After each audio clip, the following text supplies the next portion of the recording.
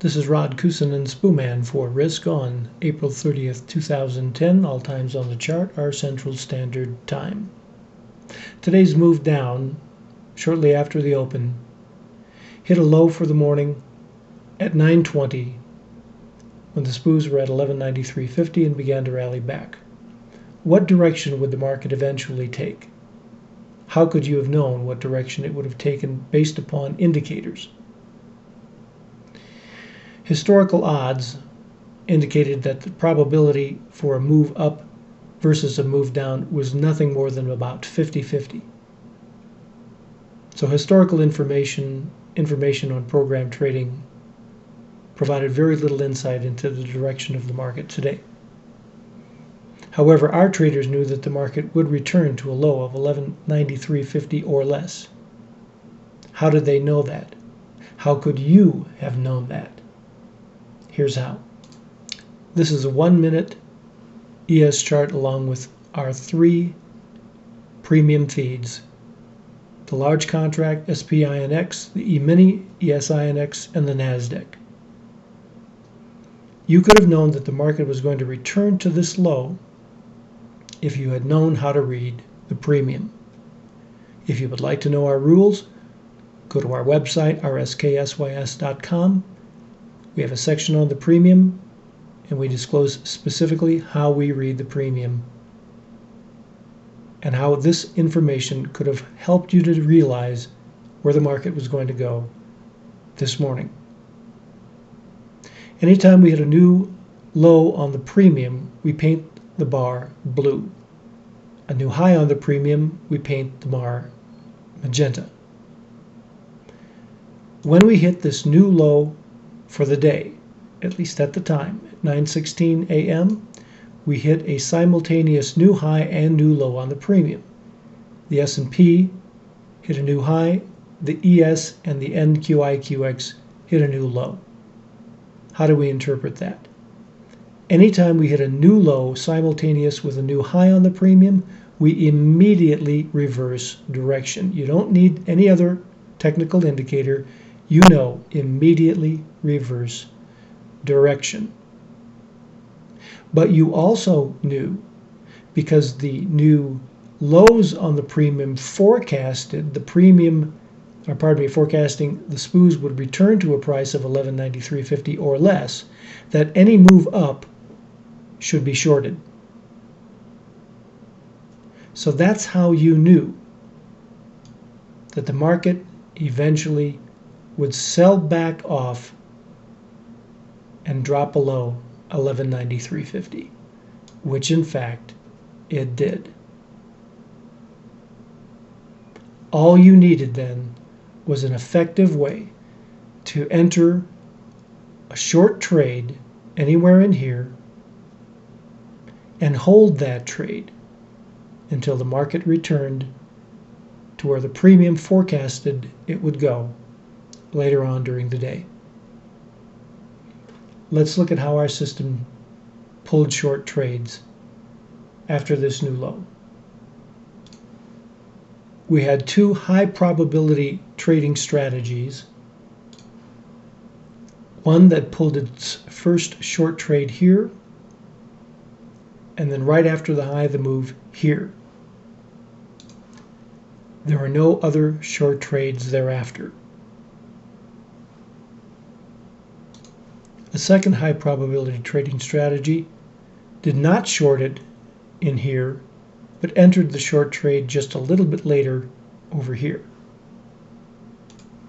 It also had a secondary short trade later on and just prior to the downward move. That same strategy pulled a secondary short trade after the retracement took place at 1246. But let's take a look at where the strategy exited the initial short.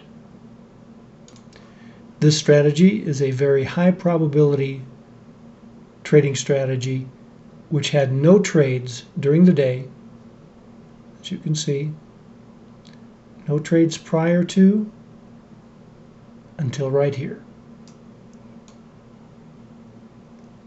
11:56 and 11:59 went long, no other trades during the day. Now we mentioned that one of our trades took an initial short trade right in here, with a subsequent short trade right in here. How could we have avoided taking this trade?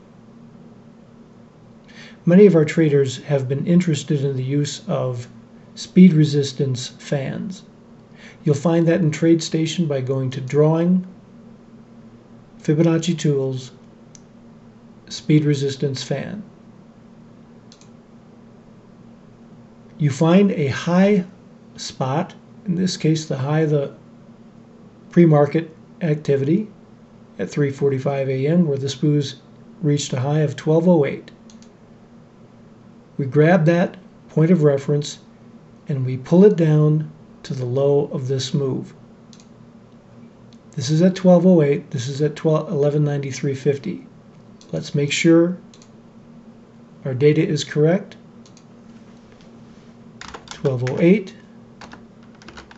1193.5, and now look at the retracement. This retracement up barely gets into a 38.2, but moves up very quickly into a 61.8. And we both know how we feel about 61.8. Lower probability here, much higher probability here. And here again we have secondary trades on one of our other strategies, also pulling short trades right in here. So the use of the speed resistance fan has attracted much attention. Now here's the same speed resistance tool, moving to the high of the move at 12:46, where we had a short trade, pulling it down to this initial low, right, staying right within the trend line. And notice once again the 61.8% line. Market moves right down, we get a long trade right in here, and the market moves up and retraces.